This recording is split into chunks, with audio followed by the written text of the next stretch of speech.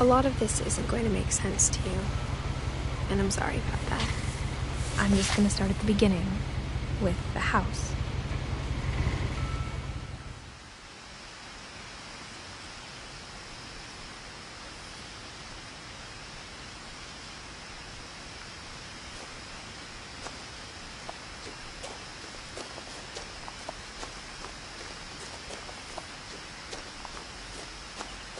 I lived here until I was 11, but I wasn't allowed inside half the rooms.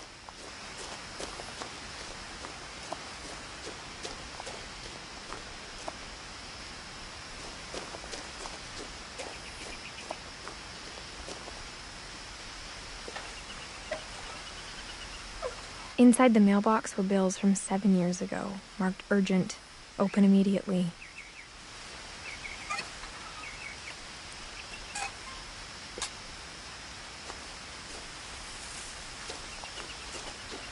I hadn't been back since my brother Lewis's funeral.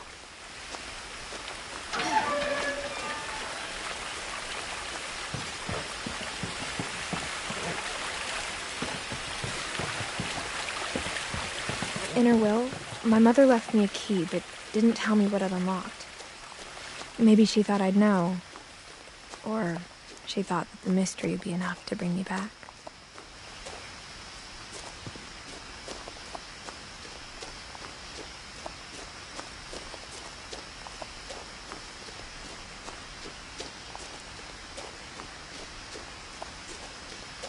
No one had driven this way in a long time, but I saw a few hoof prints.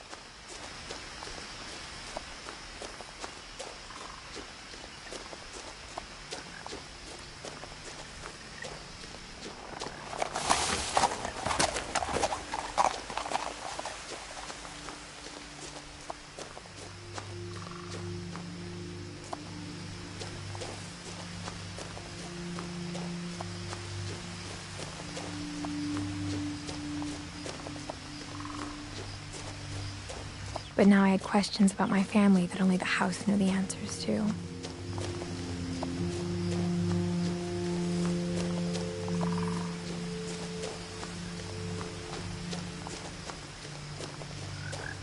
The house was exactly like I remembered it, the way I'd been dreaming about it.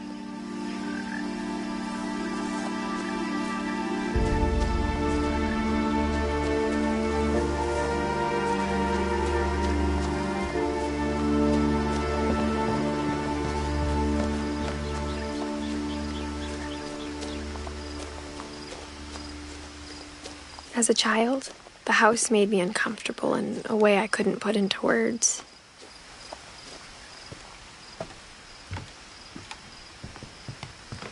Now, as a 17-year-old, I knew exactly what those words were. I was afraid of the house.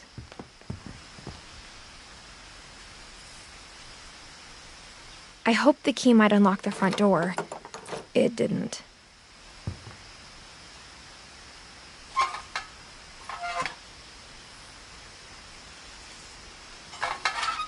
Looking in, I felt like the house itself had been waiting for me.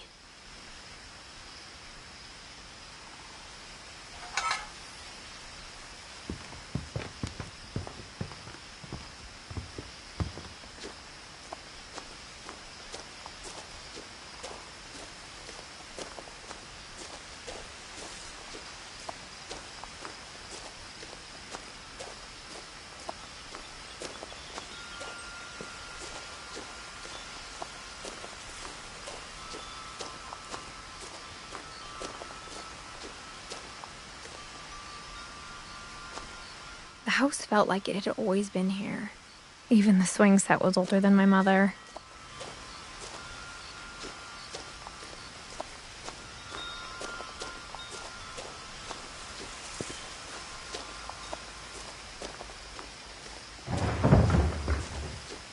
I heard something moving around in the garage.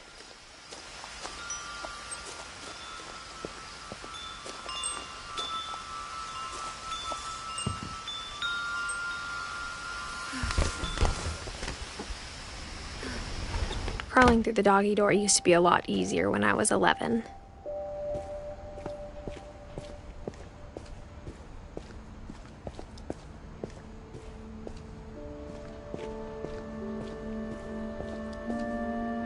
The power had been turned off the night we left. For the first time in years, I felt like I was home.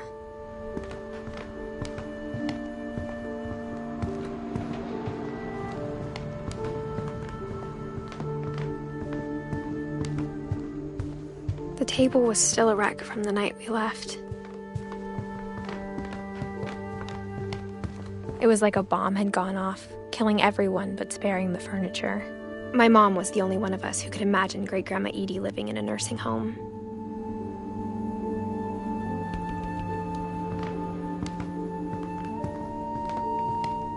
Nothing in the house looked abnormal. There was just too much of it, like a smile with too many teeth.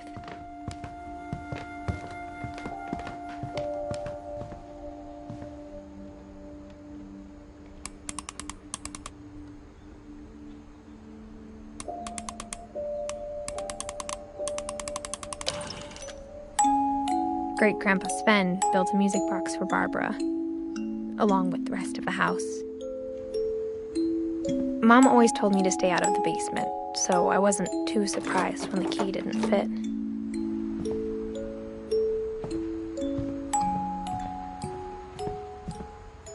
A lot of things got left behind in the whirlwind of that last night.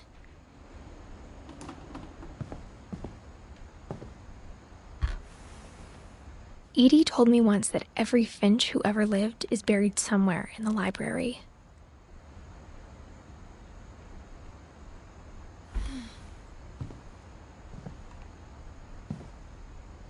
My mom wasn't much of an optimist, but she never stopped believing that my brother Milton was alive.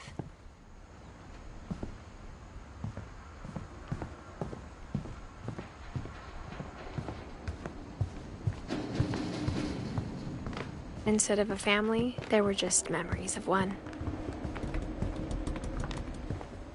Only one restaurant would deliver to our house. We had Chinese a lot.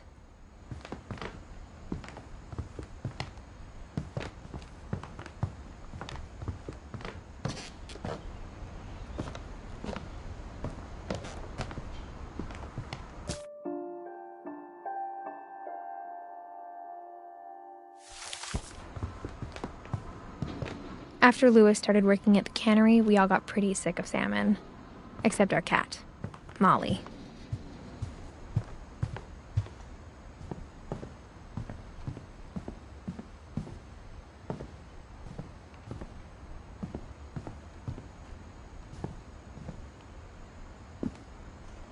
After Milton disappeared, Mom sealed up all the bedrooms. Then Edie retaliated and drilled peepholes.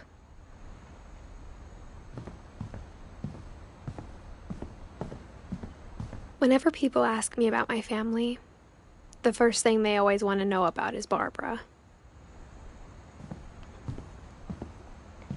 Edie's father, Odin, built the original house.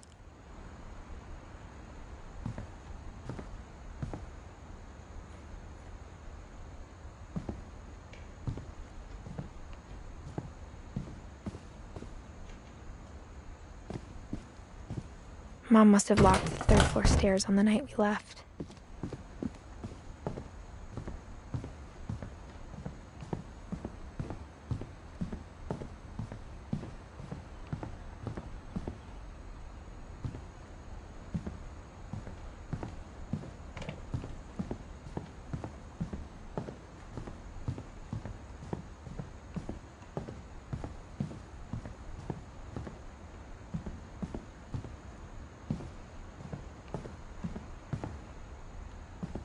I spent a lot of time playing in Great Uncle Walter's room.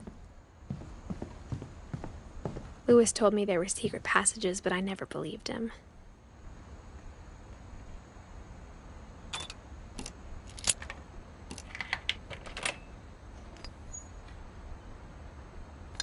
Turns out, my mom was really good at keeping secrets.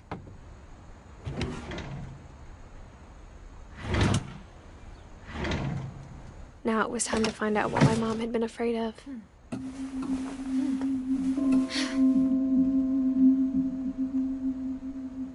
Reading this, maybe it sounds like I had a plan. From the paintings on the wall, it was clear my brother Milton had been here before me. But I had no idea what was behind that door.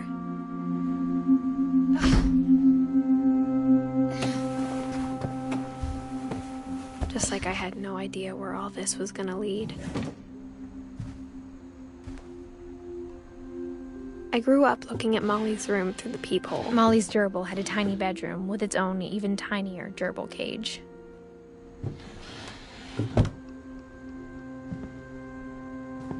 Being inside for the first time, I felt like I'd stepped behind a painting.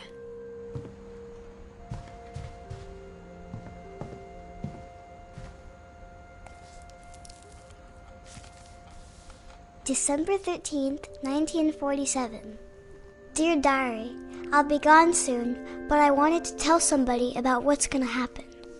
It started when Mom sent me to bed without dinner. I woke up and I was starving, so I looked around for something to eat.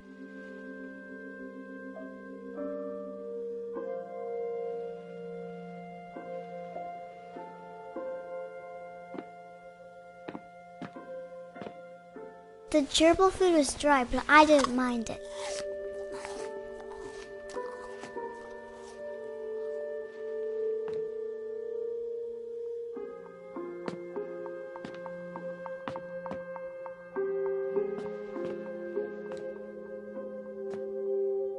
My Halloween candy was all gone. Mom, can I come out now? Sweetheart, it's late. Go to sleep.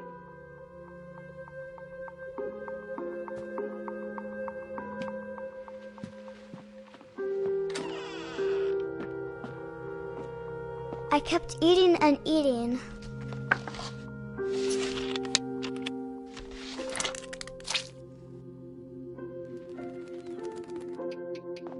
I ate a lot of things that night.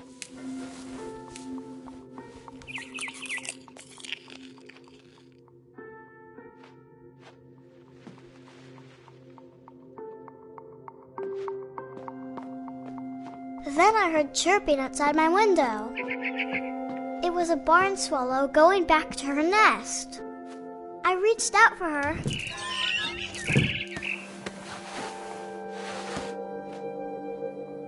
And suddenly, I was a cat.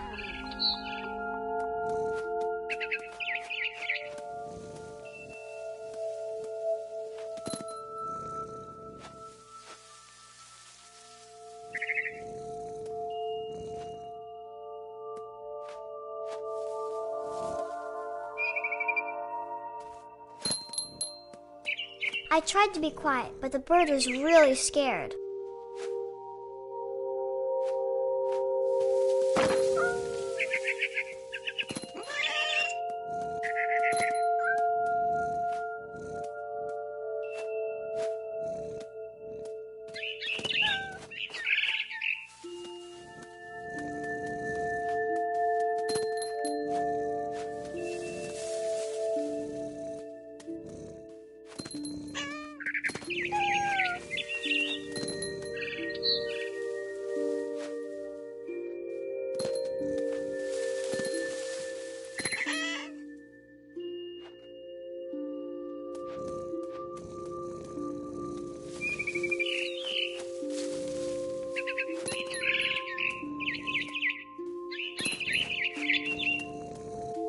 I jumped and I almost got her.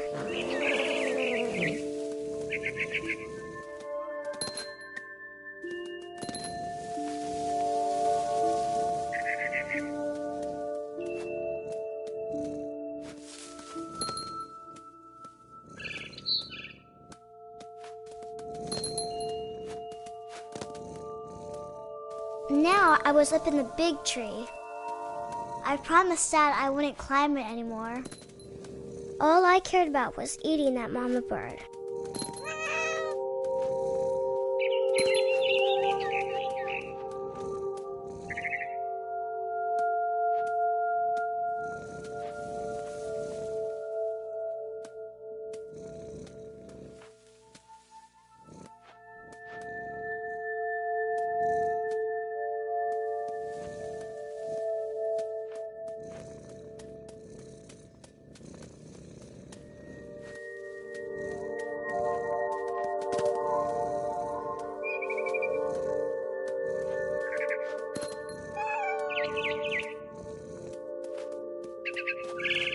I gobbled her up. And suddenly, I was an owl. First, all I heard was the wind. Then I heard little teeth nibbling in the grass.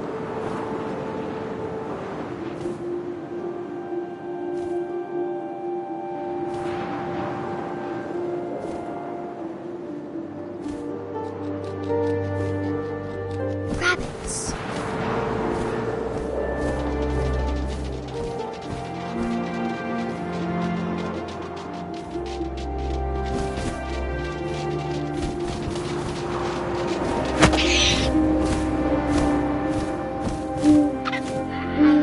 His face looking up and seeing mine through my talons. I swallowed him up, and I didn't chew one bit. Then I flew off to find something bigger.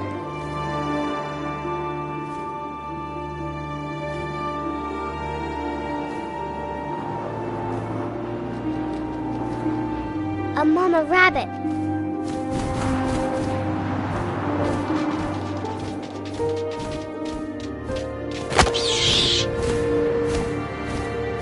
She was almost too big to carry. I started choking, but I couldn't stop eating. And suddenly, I was a shark.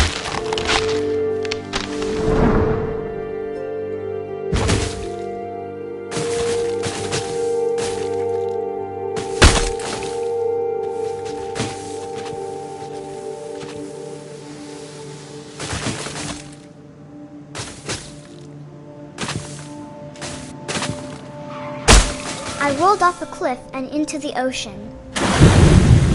Now, I was hungrier than ever.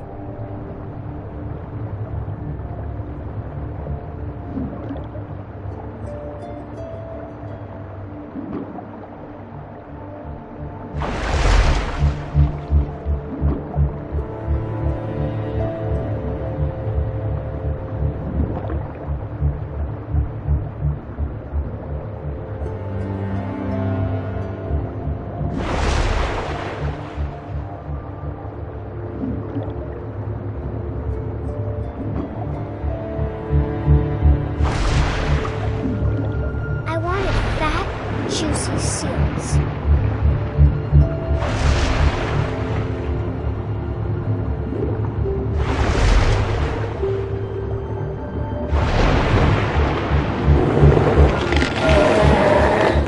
I tore off her flipper and it tasted really good.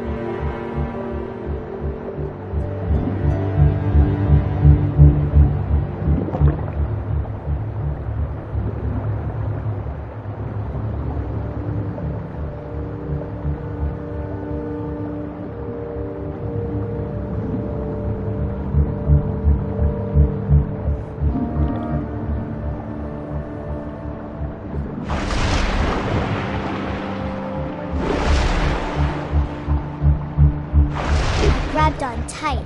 But I was so hungry, I jumped out of the water. When I opened my eyes, everything had changed.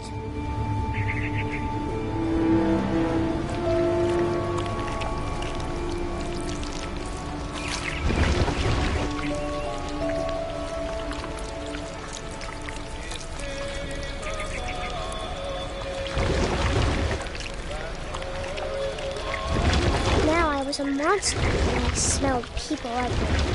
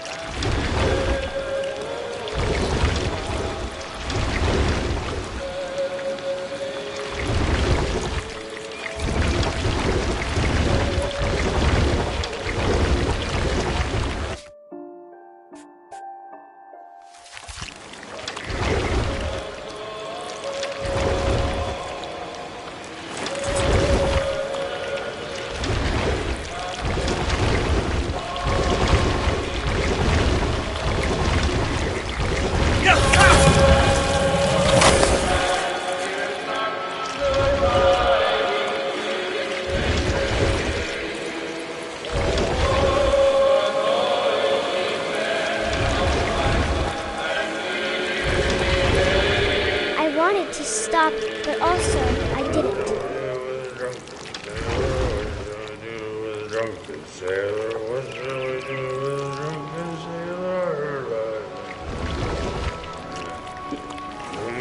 Belly with a rust.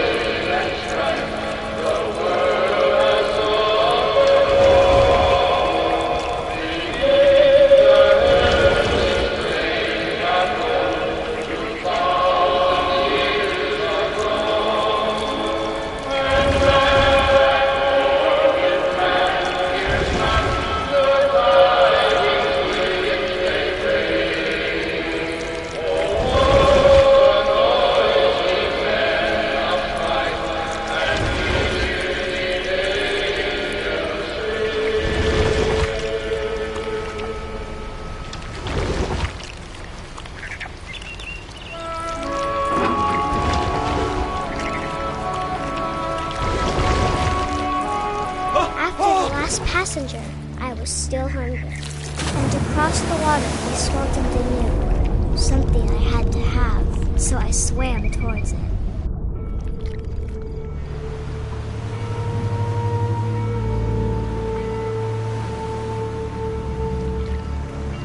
I slithered onto the sand, and the good smell went into an old pipe.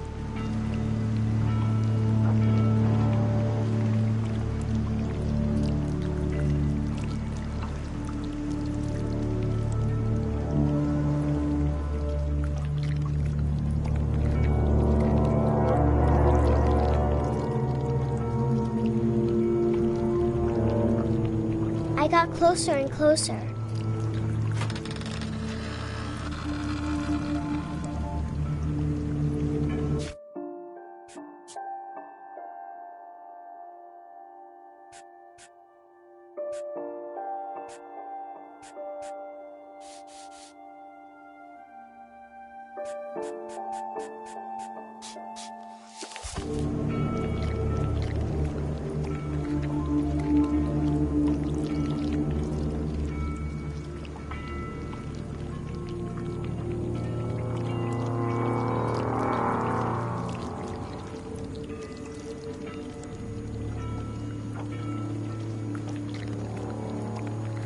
All of my stomach started growling. And suddenly, I was me again. I held my breath for a long time, but I couldn't hear anything. I think it's waiting for me to fall asleep. But it's not going to wait much longer. It needs to feed, and we both know I will be delicious.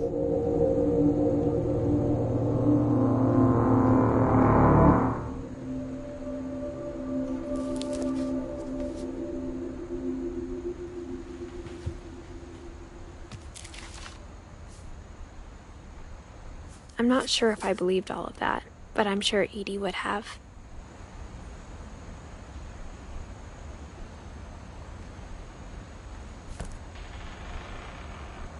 I got the sense Edie had spent a lot of time here.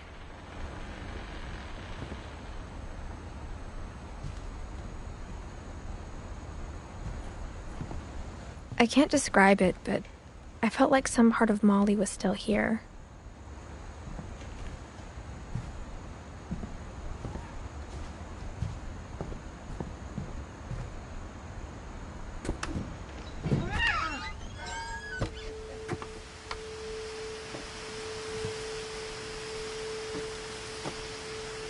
This will be obvious later, but my mom never told me any of these stories. Edie would have, but Mom didn't like bringing up the past. Though, when we adopted a stray kitten, she was the one who named it Molly.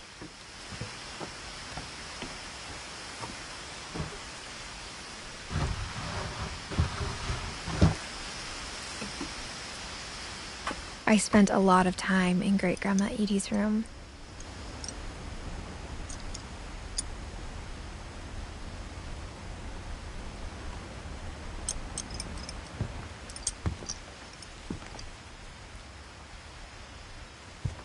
Edie knit me a new pair of gloves every year, just in time to replace the old ones. Louis died a week before we left, but Edie had already started to memorialize him. Her room was like a museum. For 500 years, the Finches have been famous throughout Norway for their fortune and misfortune.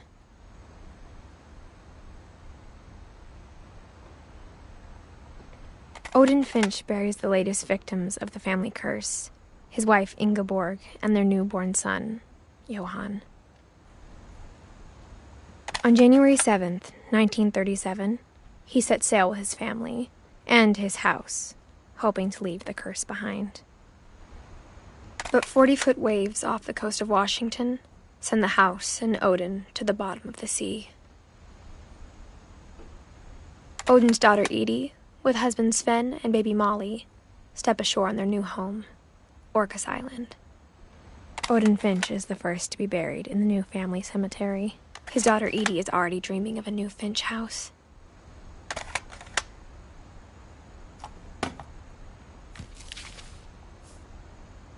Whatever's wrong with this family, it goes back a long ways.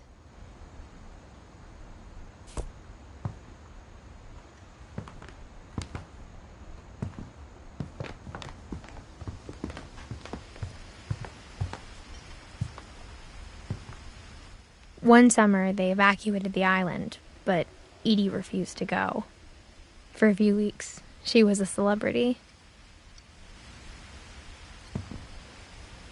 When Edie told people Sven was killed by a dragon, she could also have said he was building a dragon-shaped slide that collapsed. She could have, but she didn't.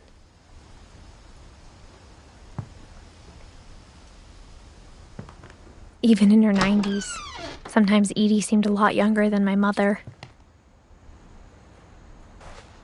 The only trace Grandpa Sam's first wife Kay left on the house was the pink bathroom.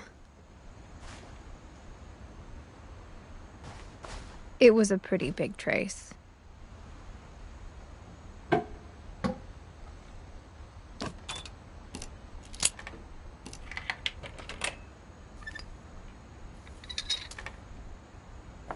There's a secret in this bathroom. It's in the last place you would look. It isn't in the cupboard. It's hidden in this book.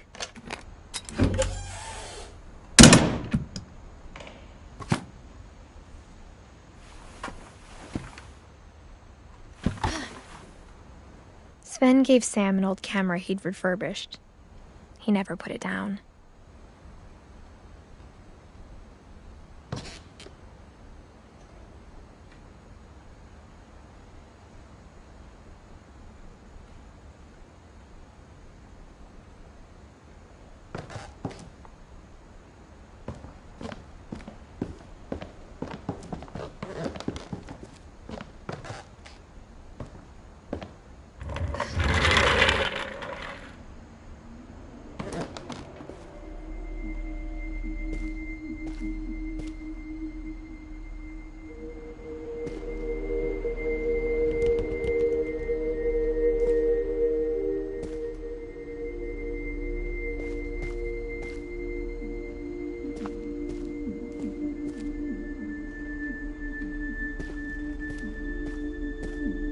I knew Grandpa Sam had a twin, and that he never talked about him.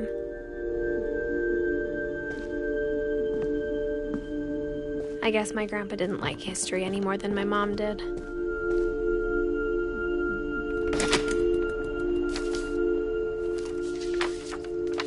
How I Want to Remember My Brother by Sam Finch. The thing I remember is that when he made up his mind, that was it.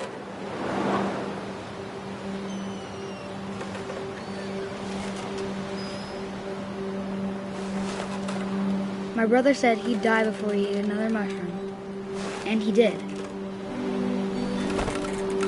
At Barbara's funeral, we swore we'd never be afraid again, and he wasn't. I think Calvin always wanted to fly. Sam! Calvin! Dinner's ready! Coming! But that day, he finally made up his mind to do it.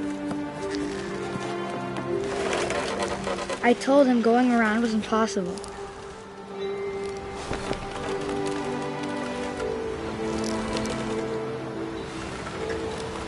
Maybe if I hadn't said that.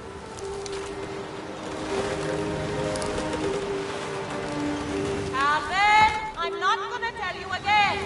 Maybe if the wind hadn't picked up, then maybe he'd still be here. But I doubt it.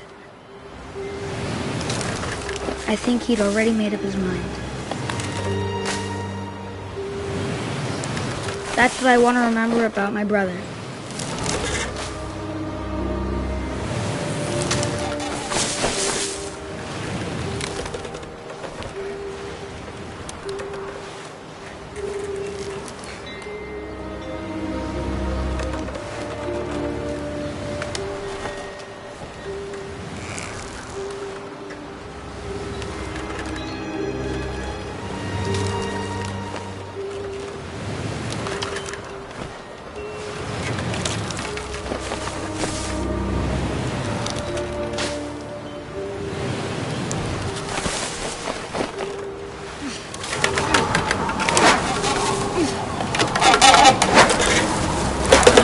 The day he made up his mind to fly.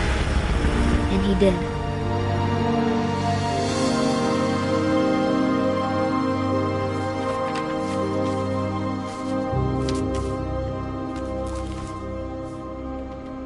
Calvin's story felt strangely familiar. When I was younger, I remember trying to do the exact same thing.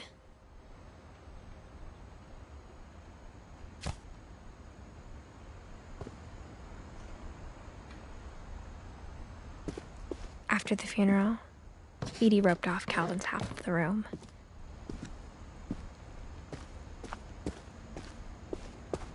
Mom said Grandpa Sam enlisted at 18 and never set foot in the room again.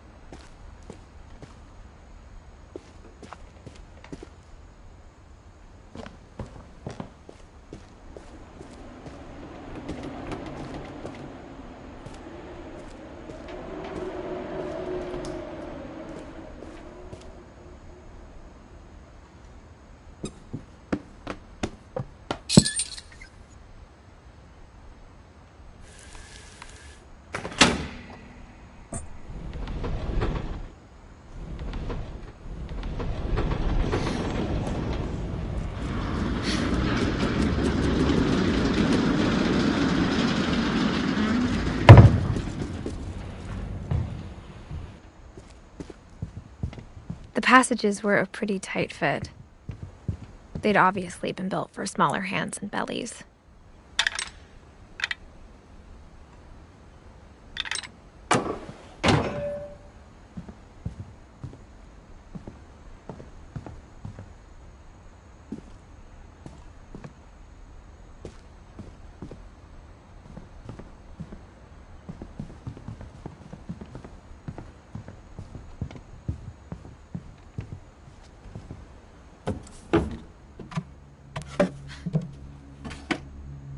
Growing up, I always thought of Barbara as a child star.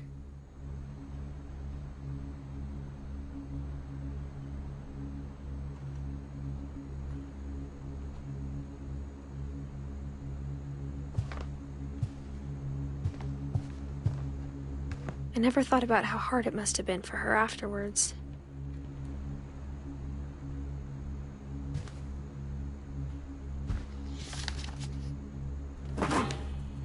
Of all the stories people wrote about Barbara's death, I'm surprised Edie saved this one.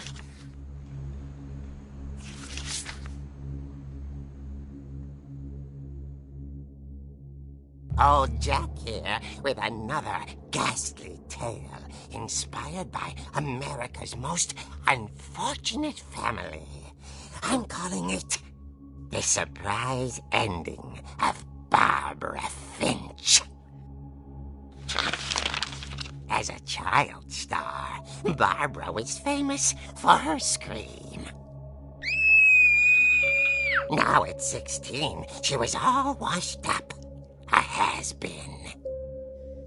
But in a lucky break, she'd been asked to perform her signature scream at a local convention for monster movie fans.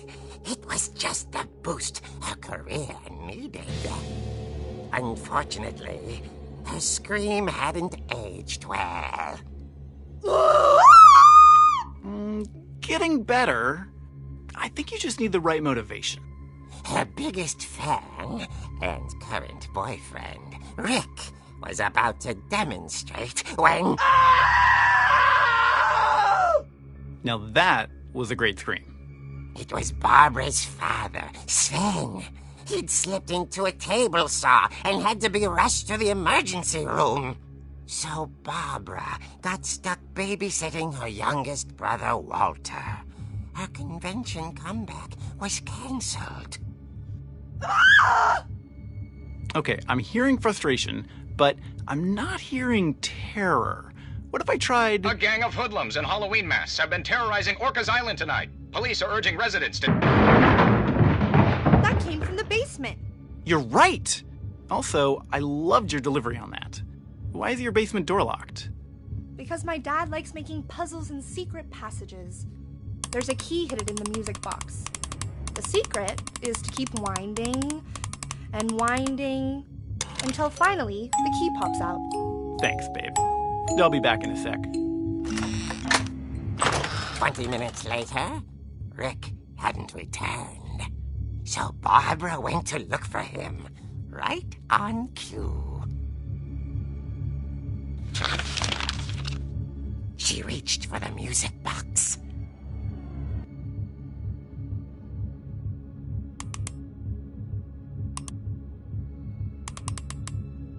And as she wound the key, she listened for Rick, but the house was silent.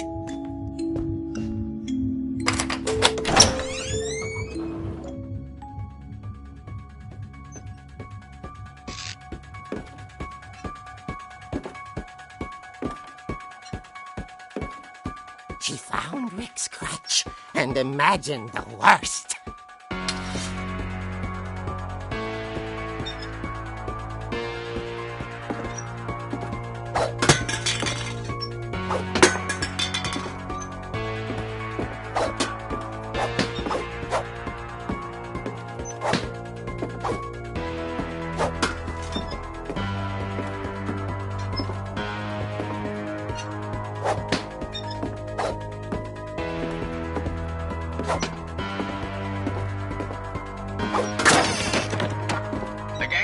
The infamous Hookman killer, Dr. Carl Hamill, who impaled and then ate his family 10 years ago tonight.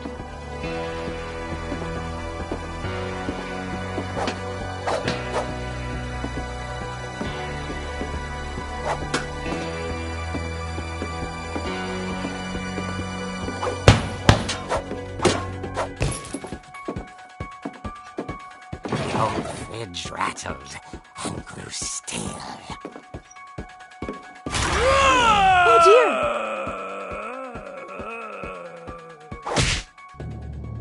Oh! Rick? Barb, relax. I was just trying to scare you to help you find your scream. Well, Well, I'm not scared, Rick. I'm furious. Then act furious. All I'm getting from you now is that you're hurt and confused and you... She threw him out, but she kept a little something to remember him by. Barb, have you seen my other crutch? And she was still holding it when she fell asleep watching the late picture show. Hours later... Barbara! Walter, what's going on up there? Ah! Okay, I'm coming up, but if this is a trick, you're dead, Walter.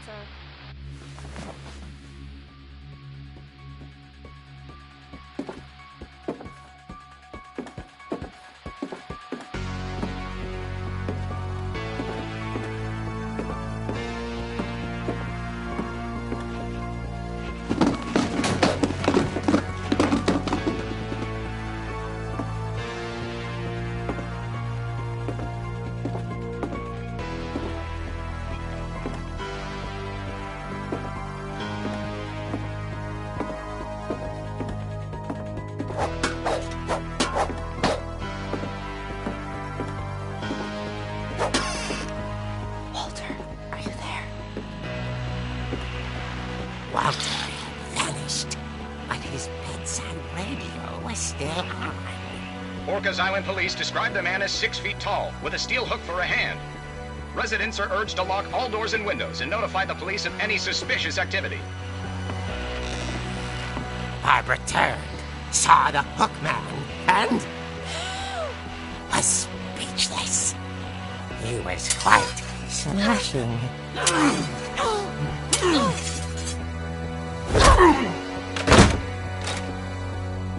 And he was.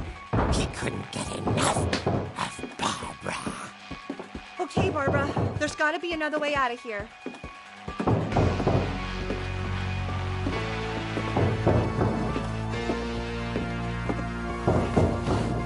That night, she played her part beautifully.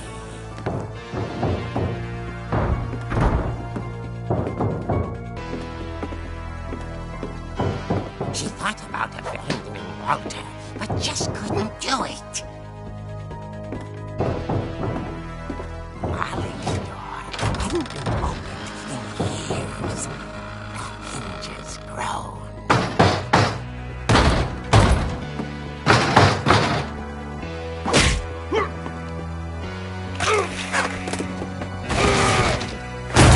He wasn't moving, but she sensed the story might not be over yet.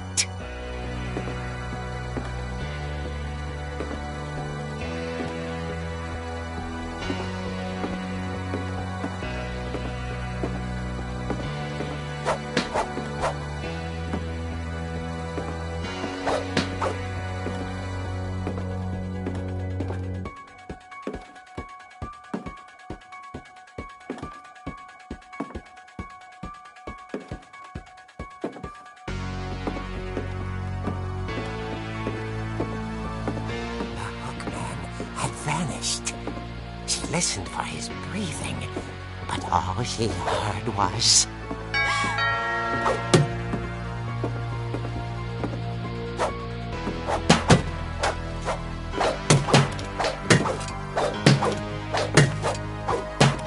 Someone at the door was dying to speak to young Barbara.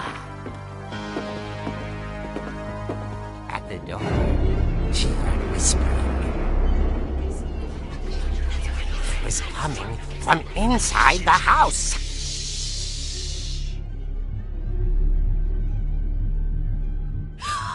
Oh dear. Surprise! Bravo, Barbara! You were wonderful. The monsters had come to surprise her. For Barbara, it was a dream come true. Then she saw what kind of monsters they were, and she realized what was about to happen. She was going to be famous. And with her final breath, Barbara Finch gave the performance of her life.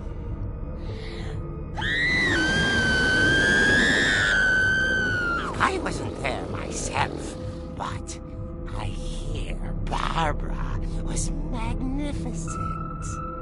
Poor girl. She had a taste for stardom. But unfortunately, so did her fans. Of course, the police blamed it all on poor Rick, who disappeared the same night. And little Walter, hiding under his bed the whole time. He took it all pretty hard, but that's another story. As for Barbara, tucked inside the music box is all they ever found of her. Her ear. Now that's what I call a real eerie tale.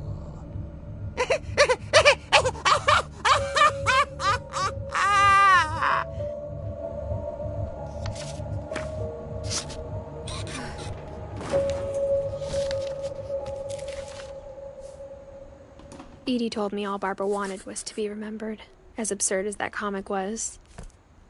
Maybe what Edie saw was a happy ending.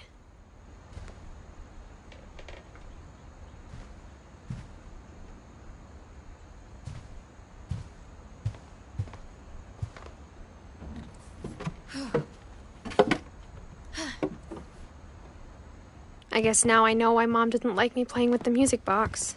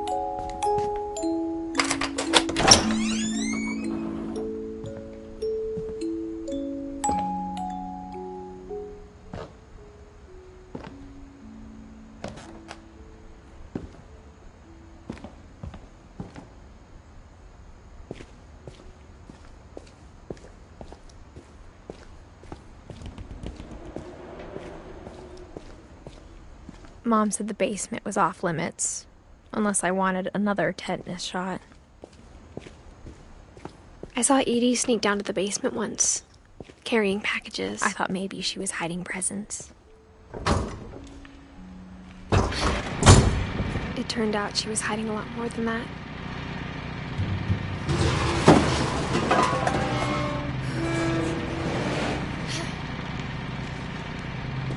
I remember asking Mom once about where Walter had gone. She said after Barbara died, he got as far away as he could. If there's a pattern in all these stories, I think it's that none of us has gotten very far.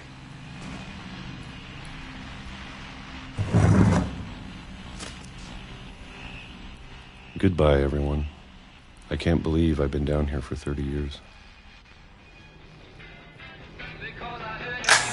On that first day, after the shaking started, I didn't think I'd survive a week.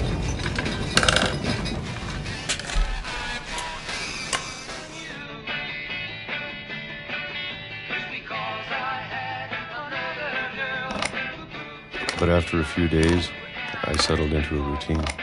That's what kept me sane. Having a schedule, living for today. I always expected to be dead tomorrow. But if you wait long enough, you get used to anything.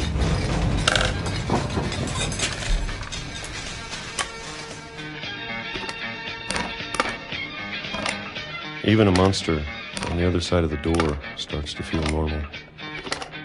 Almost friendly.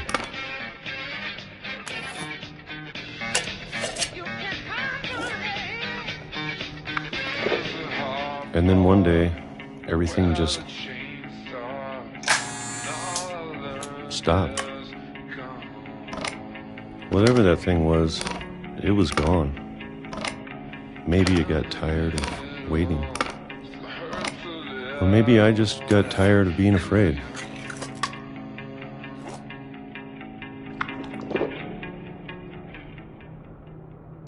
It's been a week now, the longest in 30 years. I'm done waiting. I have to leave while I still can.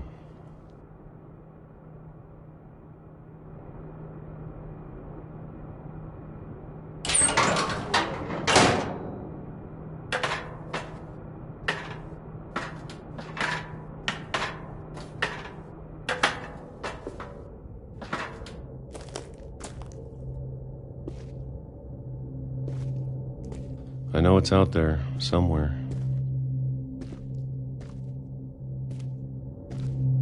Whatever killed Barbara and Molly and Calvin. Maybe this is all a mistake. But I need to stop living the same day. Even if it kills me.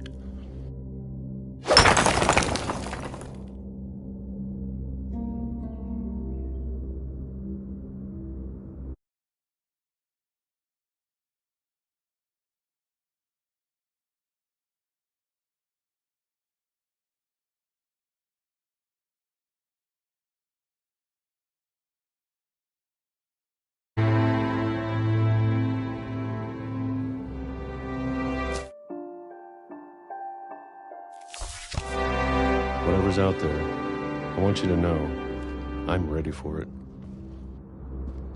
I'm going to